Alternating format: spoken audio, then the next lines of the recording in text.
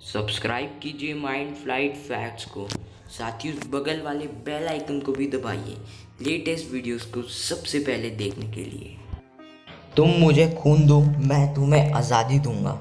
दिल्ली चलो, जय हिंद। इन सब नारों को लगाने वाले नेताजी सुभाष चंद्र बोस के बारे में आप आज कुछ ऐसे फैक्ट्स जानोगे जो शायद आपको पहले किसी ने नहीं बताए होंगे, तो वीडियो को अंत तक ज़रूर देखना। नंबर 21। सुभाष चंद्र बोस का जन्म 23 जनवरी 1897 में उड़ीसा के कटक गांव में हुआ था। इनके पिताजी का नाम जानकीनाथ बोस था और ये एक वकील थे, और इनकी माताजी का नाम प्रभावती दत्त था। नंबर 20। सुभाष चंद्र बोस ने एक किताब भी लिखी थी जिसका नाम द इंडियन स्ट्रगल था, और इसके 2 पार्ट थे।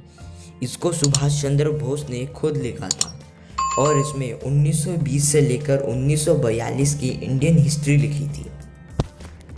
नंबर 19। इस किताब को द इंडियन स्ट्रगल को ब्रिटिशर्स ने बैन कर दिया था, पर इसको फिर इंडिया के इंडिपेंडेंस के बाद 1948 में फिर पब्लिश कर दिया गया।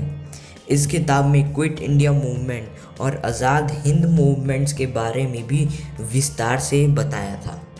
नंबर 18।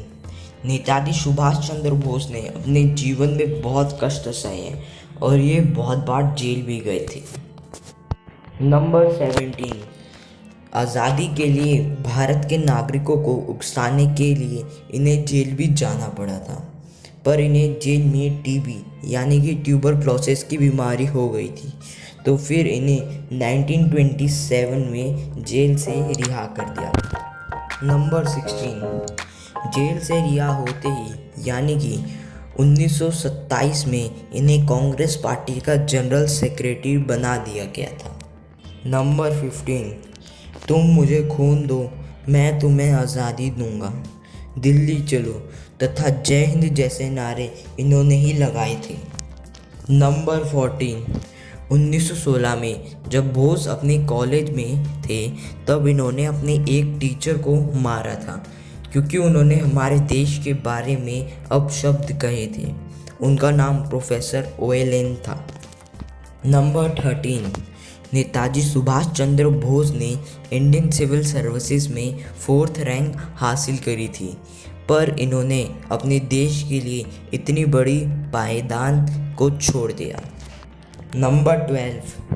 1923 में Netaji Subhash Chandra Bose all India youth Congress के लिए और secretary of Bengal state Congress के लिए इलेक्ट किए गए थे। नंबर 11।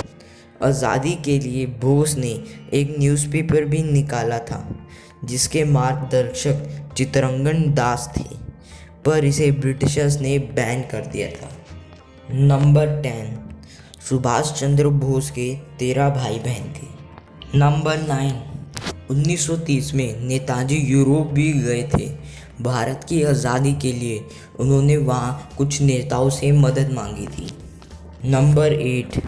जब सुभाष चंद्र बोस यूरोप से वापस लौटे तो उन्हें कांग्रेस का प्रेसिडेंट बना दिया गया, पर गांधी जी को नेताजी की स्वतंत्रता के लिए स्ट्रेटेजी अच्छी नहीं लगती थी। नंबर 7। गांधी जी सुभाष चंद्र बोस को ज़्यादा पसंद नहीं करा करते थे, पर सुभाष चंद्र बोस गांधी जी को पूरा आदर सम्मान दिया करते थे। नंबर 6। जब सुभाष चंद्र बोस को ये पता चला कि गांधी जी उनके काम से संतुष्ट नहीं हैं, तब उन्होंने कांग्रेस प्रेसिडेंट के पोस्ट से इस्तीफा दे दिया था। नंबर 5। अंग्रेज़ ये चाहते थे कि भारत के सिपाही विश्व युद्ध 2 यानी कि वर्ल्ड वॉर 2 में ब्रिटिश आर्मी की तरफ से युद्ध करें, पर सुभाष चंद्र बोस ने इसके खिलाफ बहुत नारे लगाए और इसके लिए उन्हें फिर से जेल जाना पड़ा। नंबर 4। बोस ने जेल में ही भूख हड़ताल करना शुरू कर दिया था, जिसकी वजह से इन्हें 7 दिन बाद ही जेल से निकाल दिया गया। नंबर 3। जेल से निकालकर इन्हें इन्हीं के घर पर अकेले बंद कर दिया गया और इन्हें सीआईडी की रेख देख में रखा जाता था, पर 16 जनवरी 1941 को इन्होंने सीआईडी की टीम को चकमा देकर अपना भेष बदलकर हमारे देश की आज़ादी के लिए विदेश चले गए। नंबर 2, भारत की आज़ादी के लिए नेताजी पहले जर्मनी गए क्योंकि जर्मनी और ब्रिटिशर्स में दुश्मनी थी और वहाँ इन्होंने एडोल्फ हिटलर से मदद मांगी थी और हिटलर ने भी इन्हें मदद करने के लिए प्रॉमिस करा था।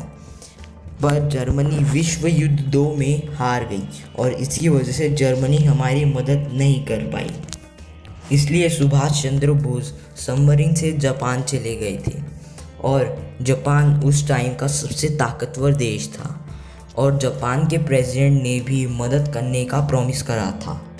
सुभाष चंद्र बोस ने जापान में ही आज़ाद हिंद फौज की यानी कि आईएनए की स्थापना करी थी, पर जापान भी विश्व युद्ध 2 में हारी नज़र आ रही थी और इसी कारण की वजह से आज़ाद हिंद फौज का भी अंत हो गया। नंबर 1, ऐसा माना जाता है कि 18 अगस्त 1945 को एक विमान दुर्घटना में नेताजी सुभाष चंद्र बोस स्वर्गवास को प्राप्त कर गए, पर बहुत लोग ऐसा मानते हैं कि सुभाष चंद्र बोस की विमान दुर्घटना में मृत्यु नहीं हुई थी और वो फिर जापान में ही रहने लगे थे। तो आज की इस वीडियो के लिए इतना ही।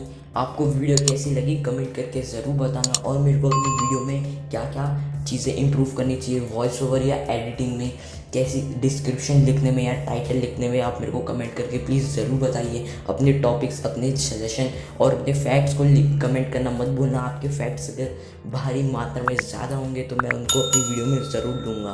कितने भी फैक्ट्स आप कमेंट कर सकते हो। वीडियो अच्छी लगी होगी इसे लाइक करना भी मत भूलना। लोगों के साथ इस इंफॉर्मेटिव वीडियो को शेयर करना भी मत भूलना। मिलते हैं अगली ट्रेमेंडस वीडियो। गुड बाय, जय हिंद, वंदे मातरम।